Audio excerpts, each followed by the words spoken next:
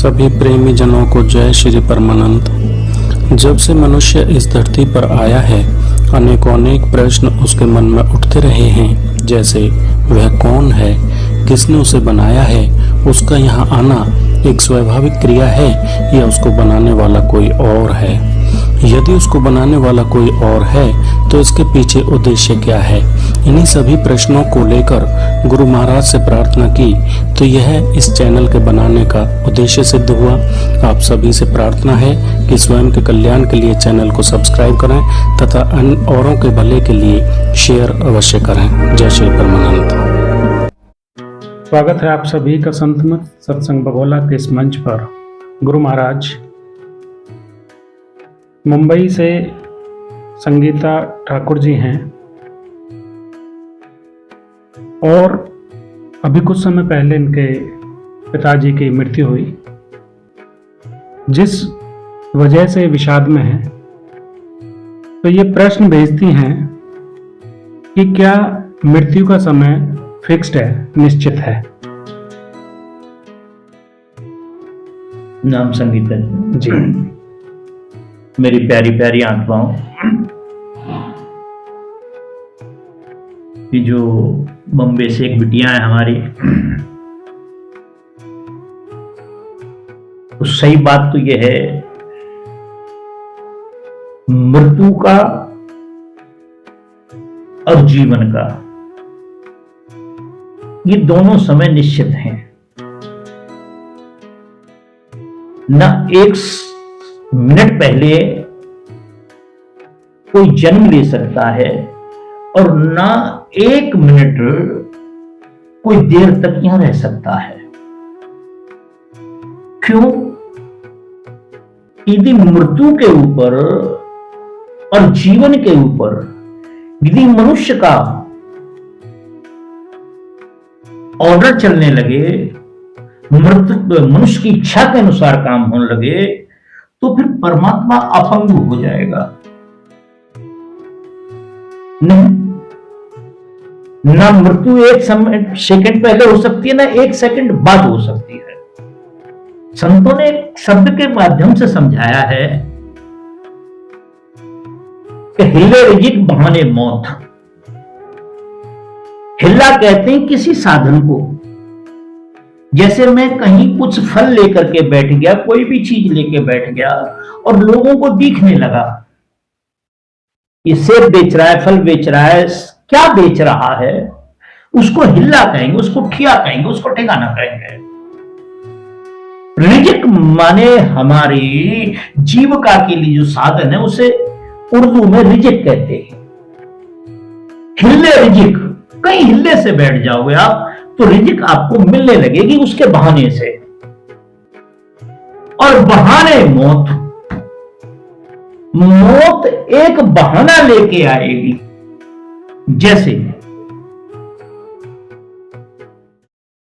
एक माता किसी नगर में रहा करती थी और माता बड़ी सत्संगी थी कहीं से, तो उनके 50 साल की उम्र तक कोई संतान नहीं हुई। तो अड़ोस पड़ोस के बच्चे, इधर उधर के लोग पूछा करते थे कि मां कैसे कोई संतान नहीं हुई आपके? वो माता कहती, बेटा कोई बात नहीं इसमें, मालिक की इच्छा नहीं है जी। तो मालिक ने हमें नहीं दी, क्योंकि मालिक वो कोई चीज हमें नहीं देता जिससे हमें कष्ट हो, जिससे हमें परेशानी हो। जितना वो अच्छा हमारे लिए कर सकता है और कोई हमारे लिए अच्छा कर ही नहीं सकता है। कई बार ये चर्चा चली, वो माता ऐसे ही कह दिया करती थी। एक दिन उस परमेश्वर ने देखा कि ये जो माता है ये तो बड़ी चालाक है, इसने सारी की सारी बात मेरे ऊपर डाल दी, इसने अपने ऊपर तो कुछ भी नहीं लिया जी। और कुछ समय बाद उसके यहां एक बच्चे का जन्म होता है। जब बच्चे का जन्म हुआ तो सब लोगों में बड़ी खुशियां मनाई गई और वो माता के पास आए। सब लोगों ने कहा कि माँ बड़ी खुशी की बात है, बड़ी बधाई हो और ये हो और वो फलाना। माँ ने कहा भैया ऐसा क्यों कर रहे हो? मालिक की इच्छा थी, नहीं दिया उसने। अब उसकी इच्छा हो गई, वो अच्छा समझता है, उसने दे दिया। कोई उसने इसमें खुशी की बात और रंज की क्या बात है? कोई बात नहीं। चलता रहा, काफी दिन हो गए, जो भी आए वो यही पूछे। वो जो माता थी, जो सत्संग थी, वो ऐसा ही कह दिया करें। एक समय उसने, मालिक ने फिर सोचा कि तो भाई गड़बड़ होगी, पहले भी ये अपने आप में कुछ नहीं ले रही थी और अब भी अपने आप कुछ नहीं ले रही है, निमित्त मात्र बन रही।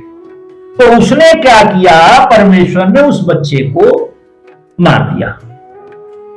जब मार दिया तो लोग बड़े रंजोगम में हो गए। भाई परमात्मा ने दिया, ऐसा क्यों किया, उसने पहले दिया क्यों, फिर बाद में ले लिया, ऐसा करके वो माता के पास आए। मां बड़ी खुश थी। उसने कहा, उनसे कहा कि मां ये क्या हुआ? बोले कुछ नहीं हुआ। भाई जब उसने अच्छा समझा दे दिया, जब अच्छा समझा उसने खिलाया, अब उसने ले लिया, जिसकी खेती थी उसने ले ली, मेरे क्या लेना देना है। अभी 10-5 दिन जब हुए तो उस मालिक को बड़ा फिर कष्ट हुआ। बुढ़ी तो बुढ़िया पकड़ में नहीं आ रही। उसने क्या किया कि उस बच्चे में फिर प्राण डाल दिए। जब प्राण डाल दिए सबको खुशी, बुढ़िया को कोई खुशी नहीं। अरे मां ये कैसे हो गया? अरे बेटा वो परमात्मा सब कुछ जानता है। संतों ने पहले ही कह दिया, तेरी कृपा के बिना हे प्रभु मंगल मूल, पत्ता तक हिलता नहीं, खिले न कोई फूल। जब ये बात यहां तक है तो तू क्या करेगा उसमें, मैं क्या करूंगी? तो उसका काम है वो अपने बगीचे को जैसे करे वैसे करे, जिस पेड़ को काटना चाहे, जिसे लगाना चाहे, जहां लगाना चाहे, वो मालिक का काम है, उस मालिक का काम है। हम तो पेड़ हैं उसमें। परमेश्वर ने कहा भाई ये तो बहुत उस्तादी का काम है भाई। अब उसने, उस मालिक ने, उस परमेश्वर ने यमराज को निमंत्रण दिया, यमराज को बुलाया और कहा कि तुम भैंसा बन के जाओ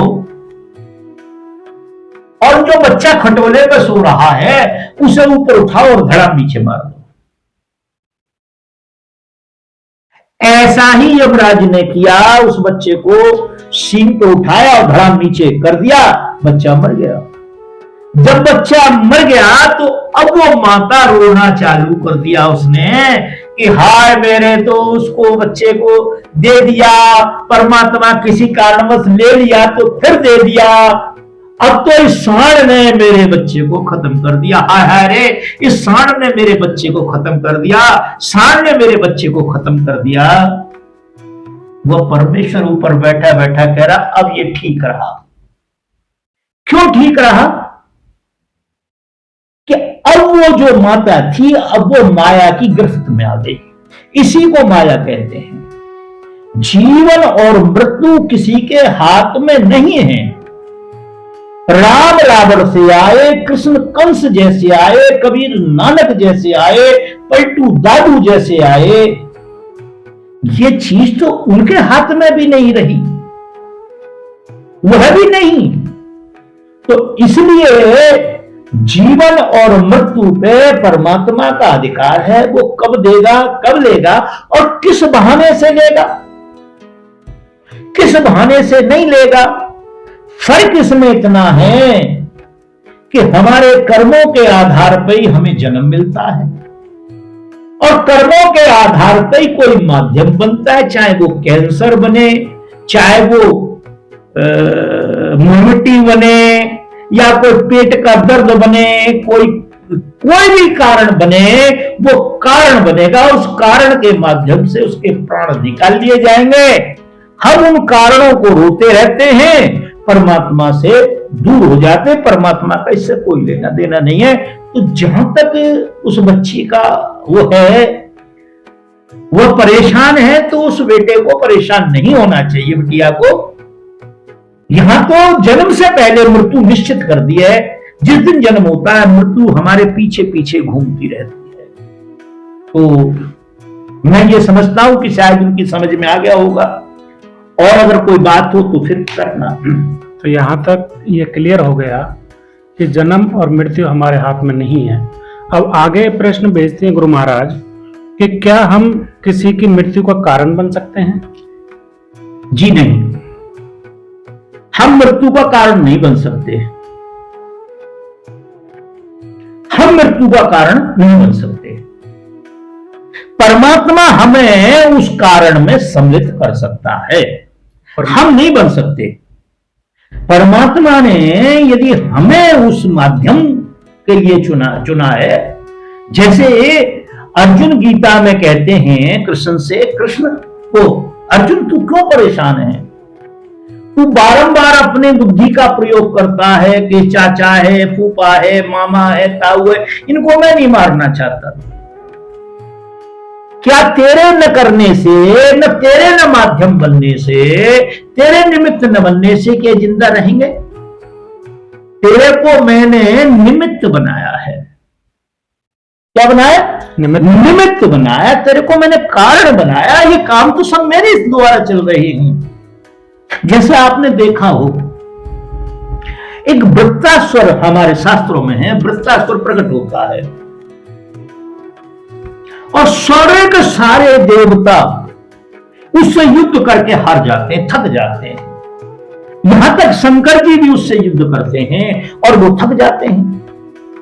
क्यों? क्योंकि शंकर जी उसकी मृत्यु के लिए कारण नहीं थे। शंकर जी के द्वारा एक पुत्र का जन्म होना था जिसका नाम था कार्तिकेय। कार्तिकेय उसकी मृत्यु का कारण बनना था। इसीलिए सारे देवता इकट्ठे होकर शंकर जी के पास आए और आके कहते हैं कि हे नाथ, हम तुम्हारा विवाह देखना चाहते हैं। विवाह होगा, निश्चित सी बात संतान होगी। तारकासुर ने उसे वृत्तासुर का खत्म कर दिया। तो ये बात भी हमें देखने की होती है, किसके माध्यम से किसको माध्यम परमात्मा बनाता है, वो परमेश्वर किसको माध्यम बनाता है। हम किसी में माध्यम नहीं बन सकते। हम बनने का मतलब तो हमारी इच्छा प्रकट हो गई और हमारी इच्छा से चलने लगा काम। नहीं, हमारी इच्छा से नहीं चलता, परमात्मा हमारा चुनाव कर लेता है। राम बन के लिए नहीं जा रहे थे।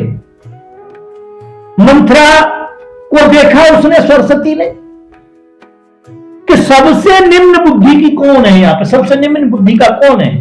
तो मंथरा थी सबसे निम्न बुद्धि की जी। और उसके ऊपर आके सवार हो गई वो। उसके मुंह से केकई से जो कुछ कहलवाना वो सब आप जानते हैं।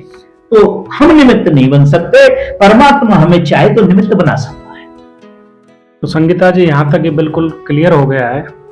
और जैसा कि आपने लिखा कि मुझे रिग्रेट है कि यदि मैं अपने पिताजी को अस्पताल ना ले जाती तो हो सकता उनकी मृत्यु ना होती। तो गुरु महाराज ने इस पे अच्छे से प्रकाश डाला है कि जन्म और मृत्यु इंसान के हाथ में नहीं है, परिस्थितियां होती हैं और परिस्थितियों बस हमारे विचार बनते हैं। यदि फिर भी आपका कोई प्रश्न में अभी और शेष रहता है तो कृपया आप दोबारा लिखें। आपका इसके लिए प्रश्न पूछने के लिए आभार, धन्यवाद।